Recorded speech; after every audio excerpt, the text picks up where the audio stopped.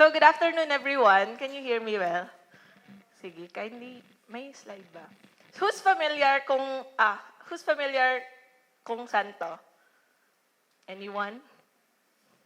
Yung makakaguess, ano daw, may libreng punta doon. Char joke, care of tap. Anyone? Punta In the Philippines lang to. Nagsisimula rin sa letter S. Yes, very good. So, very good children. This is Surigao. So, next please. So, this is the island of Surigao and Bukas Grande Islands, or commonly known as Surigao. So, this is where I'm currently based in. So, yun nga, I'm Kriz de la Cruz, and I'm new to coastal governance and policy making. I'm the youngest, hindi ko alam kung dito sa room ako ba, pero in our team of implementers assigned in Surigao, not only in age, but also in years of experience. At totoo nga, I just started. Among the program implementers of RARE, it's an international NGO in global behavior change working in conservation. I'm the site coordinator for a coastal resource management and governance program called Fish Forever. I work with 9 municipalities of Surigao and Bukas Grande Islands. And of these 9 municipalities, I prioritize the Municipality of Burgos. It's dito sa upper right, for the introduction of a fishery management policy. So medyo connected din sa na-mention kanina ni Ed. We were trying to address the problem of declining fish catch in our 9 project LGUs. The technical solution to the problem, as mentioned by Ed earlier, is reserves. And on a bigger landscape, it's what we call as managed access areas and reserves. This is where communities can catch fish, dito sa blue na side, while designating network of marine reserves for fish biomass to increase, or our sanctuaries. These areas are made official through local ordinances. In our 9 LGUs, there are already 6 who had such legislation, and the others are which are also due for updating. In the Municipality of Burgos, one of our project sites, the local government was enforcing regulations that were also imposed by other LGUs, and they actually had no legal basis for it because they had not passed their own ordinance. When the LGU realized this, they laid low on enforcement. The policy reform objective was clear: to persuade the local government of Burgos to pass a municipal ordinance through a legislation, and it has been in the works since 2018, prior to when I joined RARE. So here was my challenge. I did not have much experience in policy work. I have not been able to pass any policies in my previous work. I really did not know much about policy reform, but I felt that I was part of the team who's new to policy, and it was my responsibility to take steps to influence the adoption of this fisheries ordinance that we were trying to work on. At some point, I was invited by a colleague to join an online course, the DE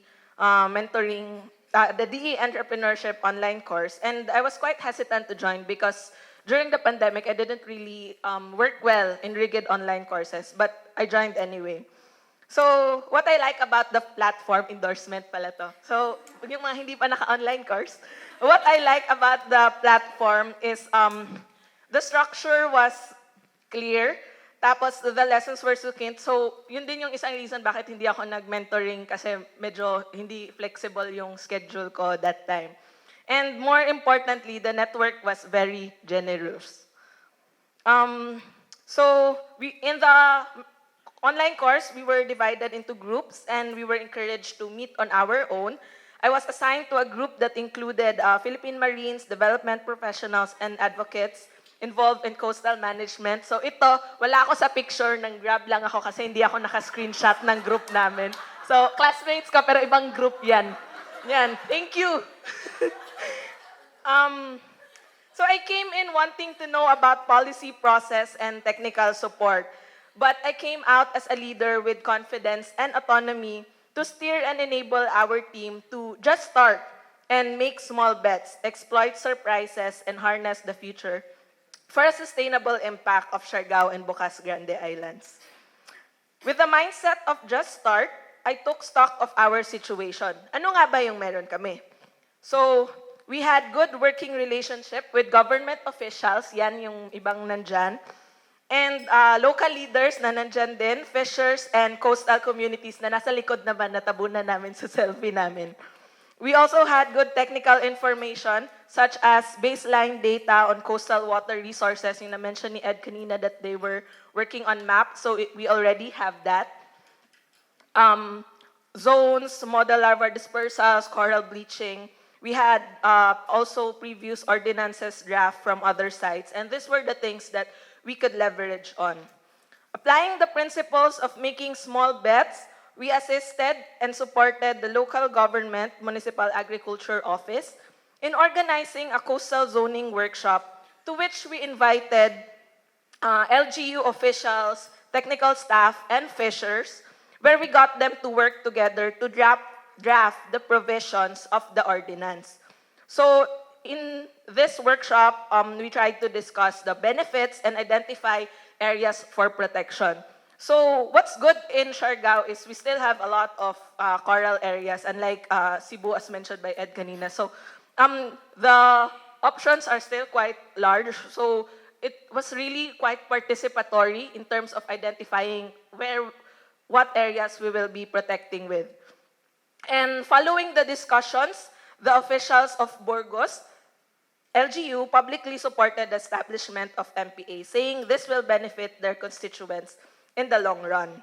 While our policy team was working with technical working groups of BFAR, we on the ground were also working with the LGU CFRM technical working groups to write the actual ordinance.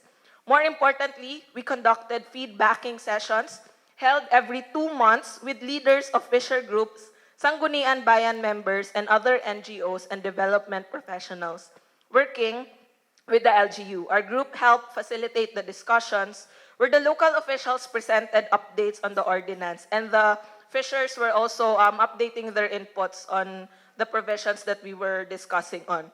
After a whole year of these iterations, the coalition finally produced a version that was acceptable to all. Last page na lang po. When local government personnel were stationed at the barangay to accept registration and licensing application of fishers, we took it as an opportunity as well. So this happens annually.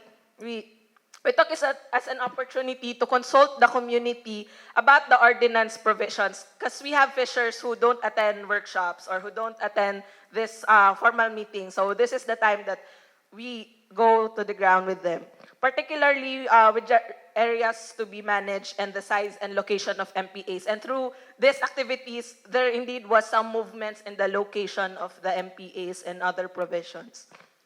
The DE approach emphasizes the importance of understanding the incentive of key actors. Our organization's toolkit included behavior-centered design, which fitted perfectly. We tried to make the policy reform more behavior-informed, including more components that were focused on identifying behaviors that we can work on and modify. 6 months after passing the ordinance last March 2022, 80% of the fishing households in Burgos believes there is a benefit in regulating fishing via managed access areas and reserves or sanctuaries. Thank you.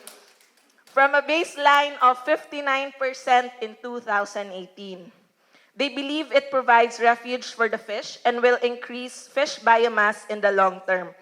In contrast to common political hesitations of sponsoring related ordinances that affect livelihoods, there has been an observed 64% increase in political trust in the Municipality of Burgos. In this photo, sa gitna yung mayor. Sa gitna siya, ako nawala naman. Has been observed 64% increase in political trust in the Municipality of Burgos.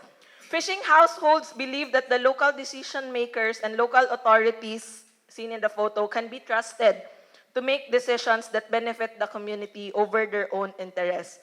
Today, one more ordinance has been passed in the Municipality of Pilar with the Municipality of General Luna, yes, the surfing capital in Surigao, on the works, with the case, strategies, and resources of Burgos journey as the guide.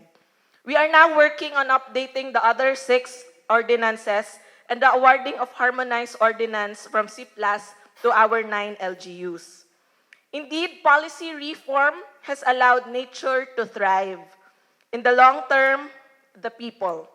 As we wait for that long term, I'm excited to share with you and invite you to be part of a parallel reform we are also working on. And I heard earlier, social protection also is the focus of Sir Pablo. So, ano pala to, public announcement? Ensuring access to equitable social protection of thousands of Filipino fisher folks starting off in Surigao through the Equity Community Building Funds. Maraming salamat and yun lang. Salamat, Karajao.